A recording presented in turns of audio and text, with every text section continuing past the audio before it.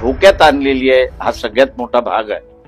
दुर्दैवाने म्हणाय की इथला विरोधी पक्ष कुठलाही असो तो त्याला लखवा मारलेला आहे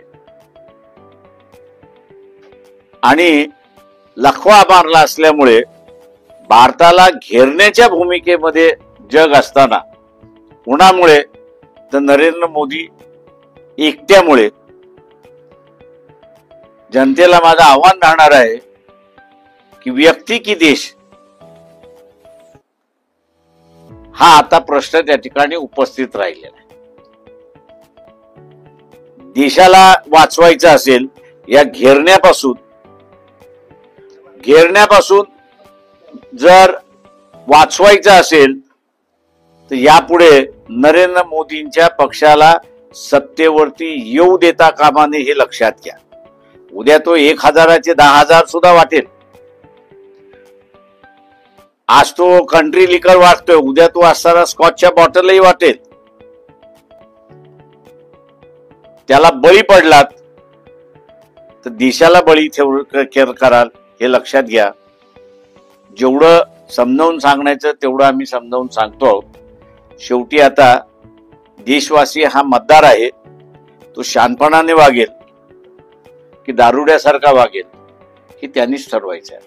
कोण पर्याय कोण देऊ शकतो? राहुल गांधी। माझं म्हणणं आहे पर्याय गेला खड्ड्यात। तुम्हाला वाचवायचा देश आहे आणि कोणापासून वाचवायचा आहे तर नरेंद्र मोदी पासून वाचवायचा आणि त्याच्या पक्षापासून वाचवायचा आहे। त्याला घालून टाका। 140 कोटी मध्ये कोणतरी पुढे येऊन या देशाला चालवू शकतो ही ताकद आहे, हिम्मत आहे, याच्यावरती विश्वास ठेवा। पुढच्या महिन्यात ते निवृत्त होतील अशी चर्चा आहे। नरेंद्र मोदी किंवा संघाचं पण चाललंय असं काय वाटतं? म्हणजे खरंच व्हावं, निवृत्त होतील?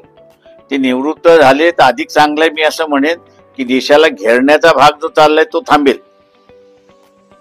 देशात आर्थिक दिवाळखोरीच्या उंबरठ्यामध्ये पूर्णपणे उंबरठ्यावरती आहे।